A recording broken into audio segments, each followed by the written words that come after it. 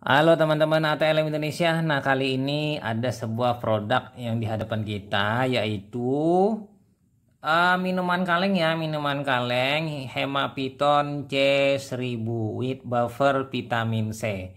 Jadi buffer ini menyangga pH-nya ya supaya jangan terlalu asam, pengaruh dari vitamin C. Ini baru dikeluarkan dari kulkas.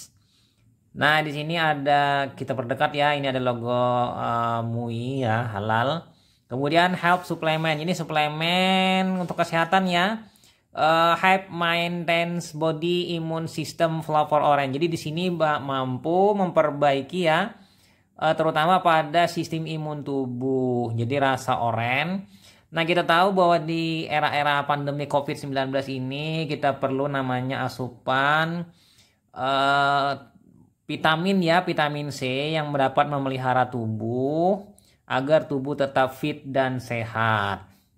Nah, kita tahu vitamin C itu sebagai antioksidan untuk meredam radikal bebas, bahwa di dalam tubuh kita ini apapun bisa saja terbentuk suatu radikal bebas ya teman-teman. Misalnya kita mau mengkonsumsi bakar-bakaran seperti sate, seperti hal-halnya yang panggangan, itu adalah mengandung radikal bebas dari karbon yang dari daging tadi terbakar, sehingga itu akan beresiko terjadinya radikal bebas. Radikal bebas tadi ya teman-teman, mungkin bisa merusak tubuh, mungkin bisa juga menyebabkan stres oksidatif, dan mungkin juga ada asupan-asupan lain yang menyebabkan stres oksidatif ya, dan mungkin hal-hal yang lainnya. Oke ya. Di sini kegunaan dari suplemen ini untuk membantu memelihara daya tahan tubuh, membantu memenuhi kebutuhan vitamin C, vitamin E, dan vitamin B3, serta pada masa penyembuhan. Jadi cocok sekali ya teman-teman, pada masa penyembuhan ini maksudnya kita sembuh sakit atau sembuh yang setelah dirawat inap. Dan alangkah baiknya juga teman-teman bisa menggunakan produk ini pada masa penyembuhan terkena COVID-19. Ya, atau masa teman-teman di karantina, atau istilahnya masa teman-teman mengalami isolasi mandiri ya. Oke, pada kondisi flu juga bisa digunakan. Jadi vitamin C ini melapisi pada area epitel saluran nafas sehingga mencegah flu ya teman-teman, atau juga mampu memperbaiki serta mempercepat proses penyembuhan flu. Juga pada demam, kemudian pada gusi berdarah, kemudian pada sariawan juga, dan perawatan setelah operasi. Kita tahu di sini skorbut atau sariawan itu karena kekurangan vitamin C ya. Oke, itu saja. Lalu lanjut lagi teman-teman di sini. Untuk komposisi, tiap 330 ml mengandung vitamin C, buffer vitamin C. Jadi vitamin C yang memang tidak terlalu asam katanya di sini karena di buffer 1000 mg. Jadi 1000 mg ya kadarnya. Kemudian vitamin E 2 mg, vitamin B3 3 mg. Jadi di sini ada konflik ya dengan vitamin dan vitamin B3. Lalu di sini bahan tambahannya sukrosa atau gula, orange flavor, sodium benzoat. Ini adalah pengawetnya ya, sodium benzoat. Kemudian beta karoten ini untuk pewarnanya, idicol quinoline yellow ini juga pewarnaan. Jadi kombinasi keduanya menghasilkan warnanya yang sekitar oranye ya. Oke, kemudian lanjut lagi di sini kita lihat di sisi lainnya. Nah, aturan pakainya ya teman-teman, di sini satu kaleng sehari sesudah makan. Jadi simpan di bawah suhu 30 derajat Celcius. Jadi bisa di suhu ruang ya menaruhnya, atau di kulkas apabila ingin terasa dingin, bisa menyimpan di kulkas. Hindari dari sinar matahari. Jadi ini jangan kena langsung sinar matahari. Mungkin terjadi fotooksidasi, atau mungkin panasnya sinar matahari mampu melepaskan perusakan komposisi yang ada di dalamnya. Kemudian dingin lebih nikmat katanya. Sebaiknya digunakan sebelum dan kode produksi lihat di bagian bawah kaleng. Jadi di sini ada ya masa kadaluarsa produk ini ya teman-teman, expire date-nya di 2022. Kemudian lanjut lagi teman-teman di sini Ini produknya PT Tenpos Ken Pacific Bekasi. Jadi UC 1000, Hemaviton 1000 maksudnya, bukan UC 1000. Ini hampir sama ya dengan UC 1000. Cuma bedanya kalau UC 1000 itu dia tidak memiliki kandungan tambahan, dia hanya vitamin C saja. Oke ya, di sini ini membukanya untuk dikonsumsi dalam kondisi dingin. Jadi pastinya ya teman-teman, vitamin C sekarang menjadi trending dan memang menjadi kebutuhan yang tinggi di era pandemi COVID-19 karena dipercaya mampu memperbaiki atau mempertahankan sistem imun kita dalam kondisi baik ya, dan menjaga stamina tubuh kita. Dan pastinya ya teman-teman, penggunaan konsumsi vitamin C, pembeliannya oleh orang-orang akhirnya meningkat.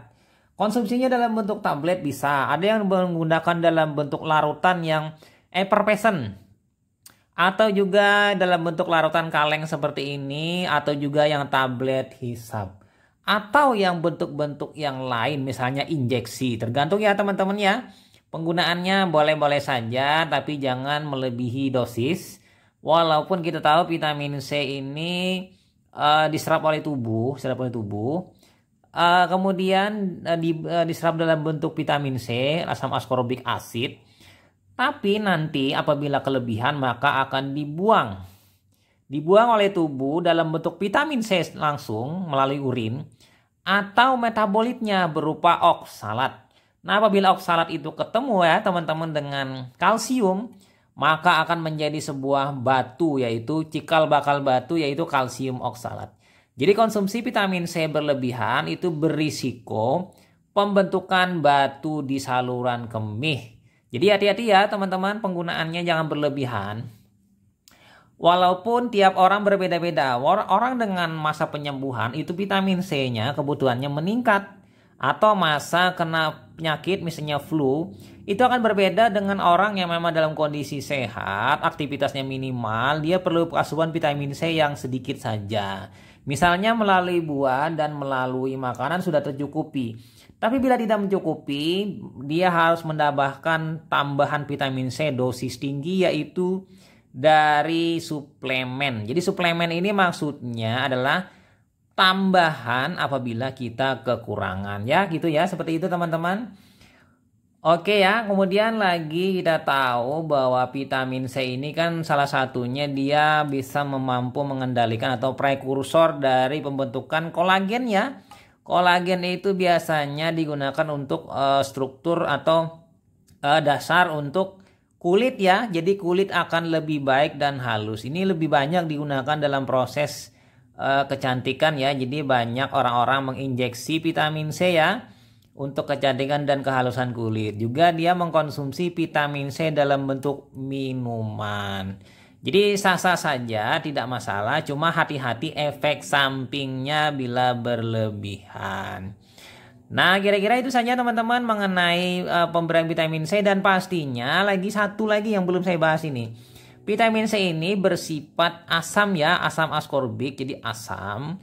Sehingga pada saat konsumsinya teman-teman di sini hati-hati ya, kalau ini tulisannya dengan buffer vitamin C, berarti ini ditambah dengan buffer. Buffer itu artinya penyangga atau tampon, sehingga mungkin tidak terlalu asam. Jadi kalau kira-kira teman merasa asam, teman-teman bisa menambahkan di sini, mengurangi rasa asamnya setelah teman-teman buka, kemudian minum sedikit, tambahkan gula, terutama teman-teman yang tidak mengalami diabetes mellitus. Jadi dengan gula akan terasa kurang ya asamnya.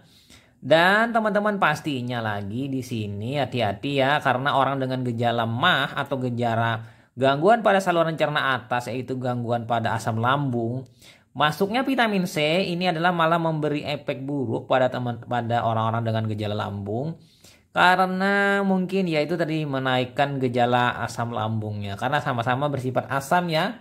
Jadi berhati-hatilah penggunaannya ya pada orang-orang dengan asam lambung. Lebih baik teman-teman yang dengan asam lambung atau gangguan pada MAH lebih baik menggunakan vitamin C yang dalam bentuk ester ya. Biasanya disebut dengan ester C. Jadi itu adalah vitamin C yang dalam bentuk ester ya. Ester ini kalau kita melihat adalah rantai bagian yang dari vitamin C itu mengalami reaksi kondensasi ya dengan gugus lain sehingga dia dalam bentuk ester ya. Ester. Jadi ester tadi akan pelepasannya lambat di dalam usus sehingga diserap pelan-pelan oleh usus. Jadi tidak sekaligus. Kita tahu yang vitamin C 1000 sekaligus ini ada kemungkinan diserap habis, ada kemungkinan sisanya dibuang melalui saluran cerna yaitu melalui feses. Atau bila berlebihan dibuang melalui urin. Nah, seperti itu ya kira-kira kondisi mekanismenya masalah vitamin C secara ringkas. Oke ya, sampai jumpa di video selanjutnya. Semoga bermanfaat bagi teman-teman. Sampai jumpa. Bye.